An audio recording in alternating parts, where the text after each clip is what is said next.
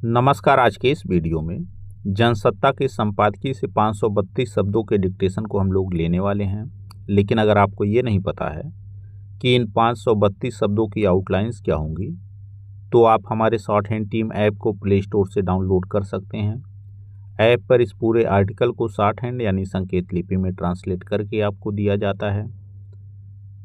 और अगर आपको इस डिक्टेशन के PDF की ज़रूरत है तो PDF भी आपको ऐप पर ही मिलेगा। लिंक इसी वीडियो के ठीक नीचे डिस्क्रिप्शन बॉक्स में आपको ऐप का मिल जाएगा। इस डिक्टेशन को हम 3 अलग अलग स्पीड में लेंगे। पहली बार में 70 की स्पीड में, दूसरी बार में 80 की स्पीड में, तो तीसरी और आखिरी बार में इसी डिक्टेशन को हम लोग 90 की स्पीड में लेने वाले हैं। तो 70 की स्पीड में आपका डिक्टेशन स्टार्ट होगा 5 सेकेंड के बाद। तब तक के लिए आप रेडी रहें।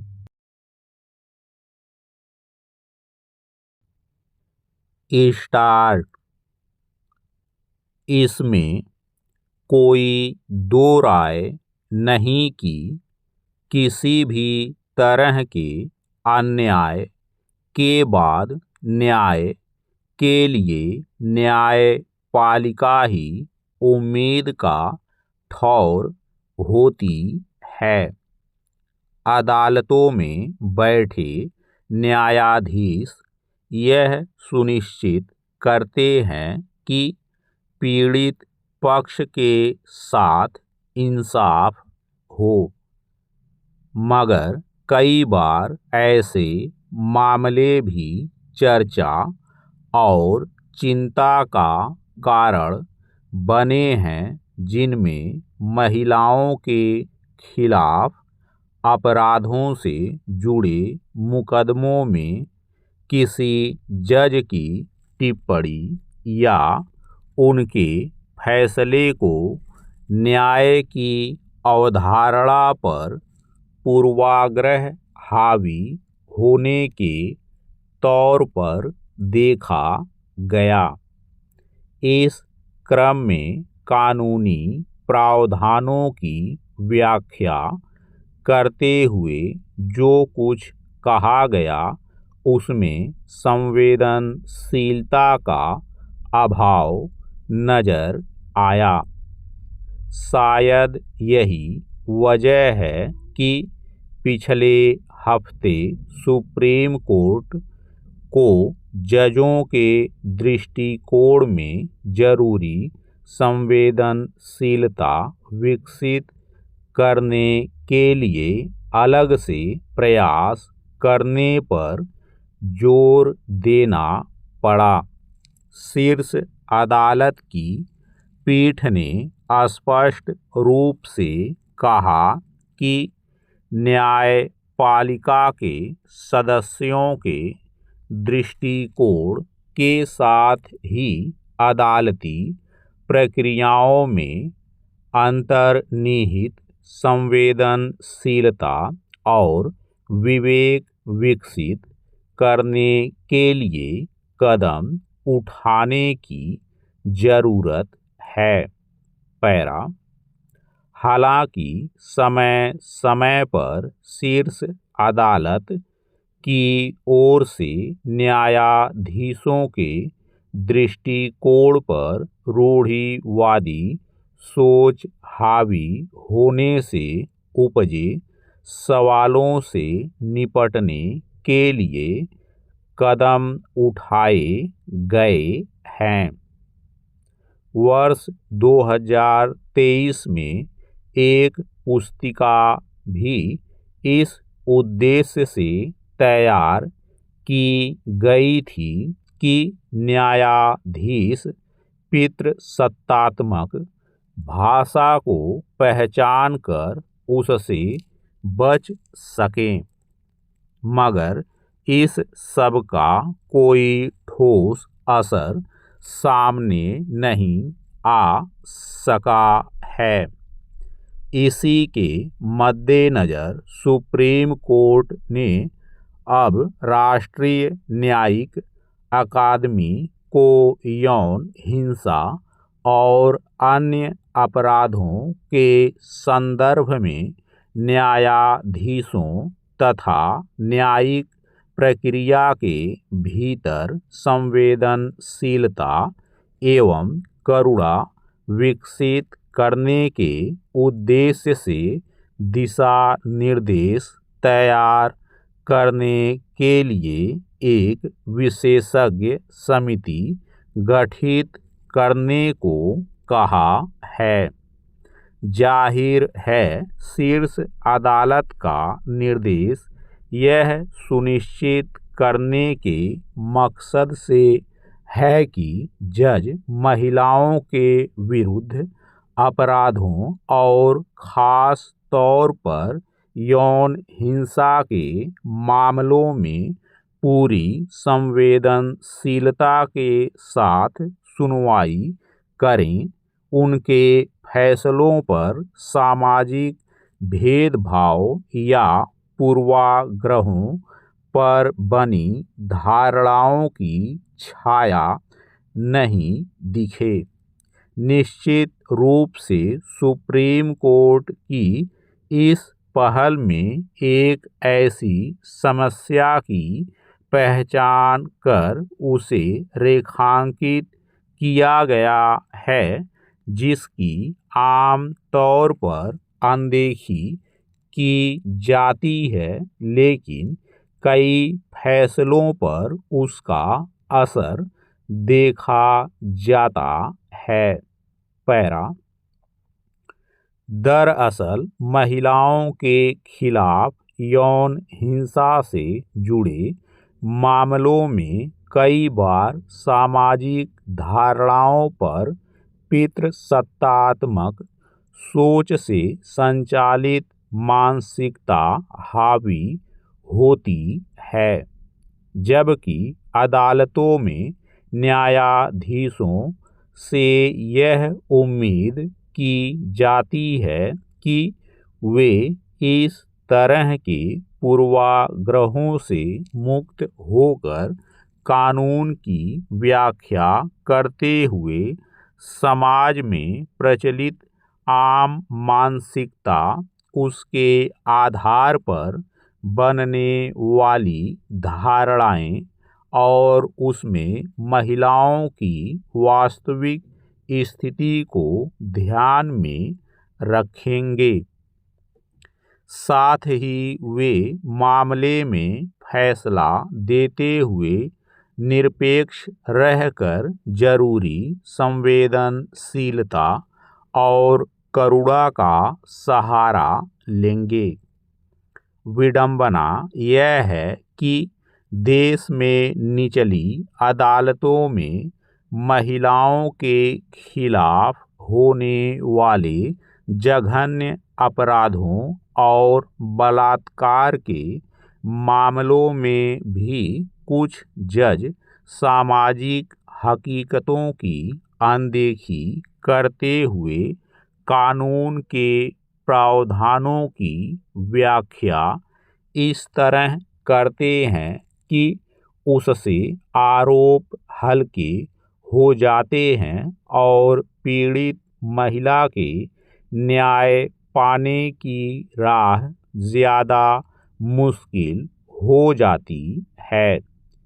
इसलिए ज़रूरत है कि न्यायाधीशों के दृष्टिकोण में संवेदना और करुणा विकसित करने के लिए लैंगिक संवेदनशीलता पर केंद्रित प्रशिक्षण कार्यक्रम संचालित करने के साथ साथ न्यायपालिका में महिलाओं का प्रतिनिधित्व बढ़ाने पर जोर दिया जाए। स्टॉप। दोस्तों, इसी डिक्टेशन को दूसरी बार में हम लोग 80 की स्पीड में लेंगे और आपका समय स्टार्ट होगा 5 सेकंड के बाद। तब तक के लिए आप रेडी रहें।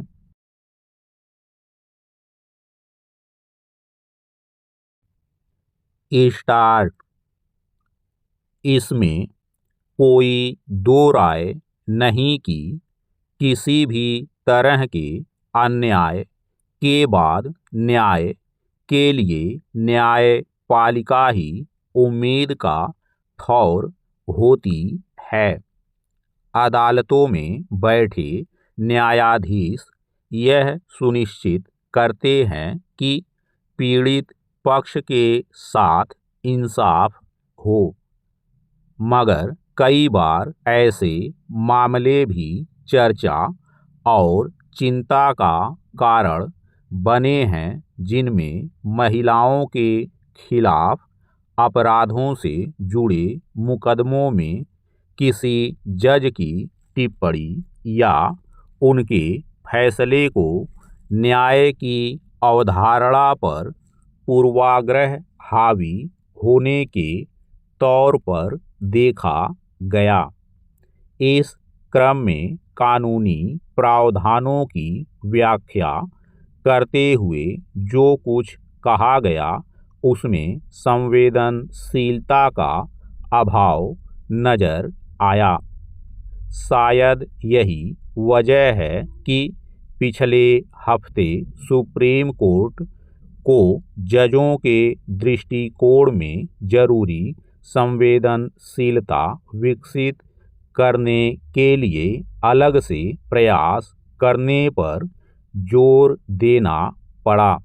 शीर्ष अदालत की पीठ ने स्पष्ट रूप से कहा कि न्यायपालिका के सदस्यों के दृष्टिकोण के साथ ही अदालती प्रक्रियाओं में अंतर्निहित संवेदनशीलता और विवेक विकसित करने के लिए कदम उठाने की जरूरत है। पैरा। हालांकि समय समय पर शीर्ष अदालत की ओर से न्यायाधीशों के दृष्टिकोण पर रूढ़िवादी सोच हावी होने से उपजे सवालों से निपटने के लिए कदम उठाए गए हैं। वर्ष 2023 में एक पुस्तिका भी इस उद्देश्य से तैयार की गई थी कि न्यायाधीश पितृसत्तात्मक भाषा को पहचान कर उससे बच सकें, मगर इस सब का कोई ठोस असर सामने नहीं आ सका है। इसी के मद्देनज़र सुप्रीम कोर्ट ने अब राष्ट्रीय न्यायिक अकादमी को यौन हिंसा और अन्य अपराधों के संदर्भ में न्यायाधीशों तथा न्यायिक प्रक्रिया के भीतर संवेदनशीलता एवं करुणा विकसित करने के उद्देश्य से दिशा निर्देश तैयार करने के लिए एक विशेषज्ञ समिति गठित करने को कहा है। जाहिर है, शीर्ष अदालत का निर्देश यह सुनिश्चित करने के मकसद से है कि जज महिलाओं के विरुद्ध अपराधों और खास तौर पर यौन हिंसा के मामलों में पूरी संवेदनशीलता के साथ सुनवाई करें, उनके फैसलों पर सामाजिक भेदभाव या पूर्वाग्रहों पर बनी धारणाओं की छाया नहीं दिखे। निश्चित रूप से सुप्रीम कोर्ट की इस पहल में एक ऐसी समस्या की पहचान कर उसे रेखांकित किया गया है जिसकी आम तौर पर अनदेखी की जाती है, लेकिन कई फैसलों पर उसका असर देखा जाता है। पैरा। दरअसल महिलाओं के खिलाफ यौन हिंसा से जुड़े मामलों में कई बार सामाजिक धारणाओं पर पितृसत्तात्मक सोच से संचालित मानसिकता हावी होती है, जबकि अदालतों में न्यायाधीशों से यह उम्मीद की जाती है कि वे इस तरह के पूर्वाग्रहों से मुक्त होकर कानून की व्याख्या करते हुए समाज में प्रचलित आम मानसिकता, उसके आधार पर बनने वाली धारणाएं और उसमें महिलाओं की वास्तविक स्थिति को ध्यान में रखेंगे। साथ ही वे मामले में फैसला देते हुए निरपेक्ष रहकर जरूरी संवेदनशीलता और करुणा का सहारा लेंगे। विडंबना यह है कि देश में निचली अदालतों में महिलाओं के खिलाफ होने वाले जघन्य अपराधों और बलात्कार के मामलों में भी कुछ जज सामाजिक हकीकतों की अनदेखी करते हुए कानून के प्रावधानों की व्याख्या इस तरह करते हैं कि उससे आरोप हल्के हो जाते हैं और पीड़ित महिला के न्याय पाने की राह ज़्यादा मुश्किल हो जाती है। इसलिए ज़रूरत है कि न्यायाधीशों के दृष्टिकोण में संवेदना और करुणा विकसित करने के लिए लैंगिक संवेदनशीलता पर केंद्रित प्रशिक्षण कार्यक्रम संचालित करने के साथ साथ न्यायपालिका में महिलाओं का प्रतिनिधित्व बढ़ाने पर जोर दिया जाए। स्टॉप। दोस्तों, तीसरी और आखिरी बार में इसी डिक्टेशन को हम लोग 90 की स्पीड में लेंगे और आपका समय स्टार्ट होगा 5 सेकंड के बाद। तब तक के लिए आप रेडी रहें।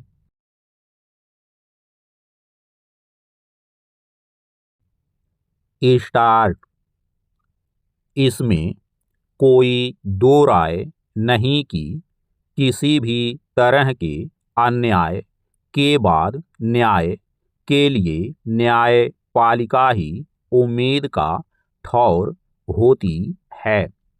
अदालतों में बैठे न्यायाधीश यह सुनिश्चित करते हैं कि पीड़ित पक्ष के साथ इंसाफ हो, मगर कई बार ऐसे मामले भी चर्चा और चिंता का कारण बने हैं जिनमें महिलाओं के खिलाफ अपराधों से जुड़े मुकदमों में किसी जज की टिप्पणी या उनके फैसले को न्याय की अवधारणा पर पूर्वाग्रह हावी होने के तौर पर देखा गया। इस क्रम में कानूनी प्रावधानों की व्याख्या करते हुए जो कुछ कहा गया उसमें संवेदनशीलता का अभाव नजर आया। शायद यही वजह है कि पिछले हफ्ते सुप्रीम कोर्ट को जजों के दृष्टिकोण में जरूरी संवेदनशीलता विकसित करने के लिए अलग से प्रयास करने पर जोर देना पड़ा। शीर्ष अदालत की पीठ ने स्पष्ट रूप से कहा कि न्यायपालिका के सदस्यों के दृष्टिकोण के साथ ही अदालती प्रक्रियाओं में अंतर्निहित संवेदनशीलता और विवेक विकसित करने के लिए कदम उठाने की जरूरत है। पैरा। हालांकि समय समय पर शीर्ष अदालत की ओर से न्यायाधीशों के दृष्टिकोण पर रूढ़िवादी सोच हावी होने से उपजे सवालों से निपटने के लिए कदम उठाए गए हैं। वर्ष 2023 में एक पुस्तिका भी इस उद्देश्य से तैयार की गई थी कि न्यायाधीश पितृसत्तात्मक भाषा को पहचान कर उससे बच सकें, मगर इस सब का कोई ठोस असर सामने नहीं आ सका है। इसी के मद्देनज़र सुप्रीम कोर्ट ने अब राष्ट्रीय न्यायिक अकादमी को यौन हिंसा और अन्य अपराधों के संदर्भ में न्यायाधीशों तथा न्यायिक प्रक्रिया के भीतर संवेदनशीलता एवं करुणा विकसित करने के उद्देश्य से दिशा निर्देश तैयार करने के लिए एक विशेषज्ञ समिति गठित करने को कहा है। जाहिर है शीर्ष अदालत का निर्देश यह सुनिश्चित करने के मकसद से है कि जज महिलाओं के विरुद्ध अपराधों और ख़ास तौर पर यौन हिंसा के मामलों में पूरी संवेदनशीलता के साथ सुनवाई करें, उनके फैसलों पर सामाजिक भेदभाव या पूर्वाग्रहों पर बनी धारणाओं की छाया नहीं दिखे।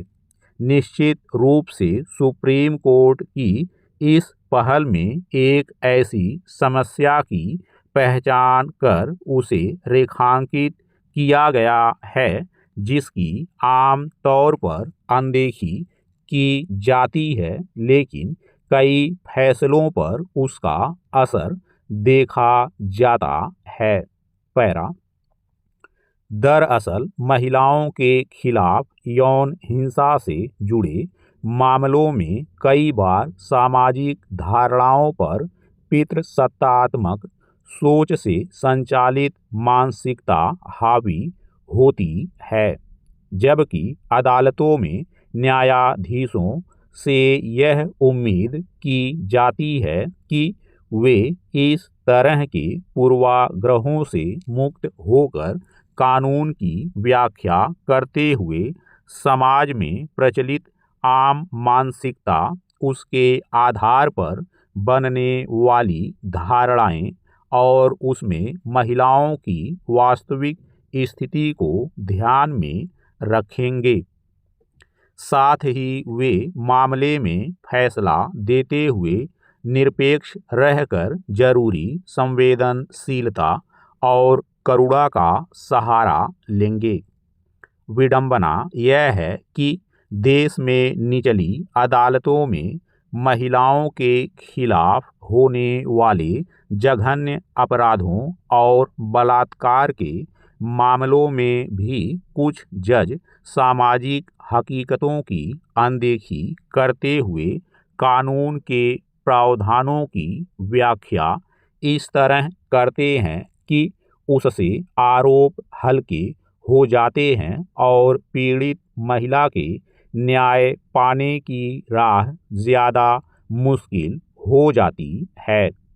इसलिए ज़रूरत है कि न्यायाधीशों के दृष्टिकोण में संवेदना और करुणा विकसित करने के लिए लैंगिक संवेदनशीलता पर केंद्रित प्रशिक्षण कार्यक्रम संचालित करने के साथ साथ न्यायपालिका में महिलाओं का प्रतिनिधित्व बढ़ाने पर जोर दिया जाए। स्टॉप।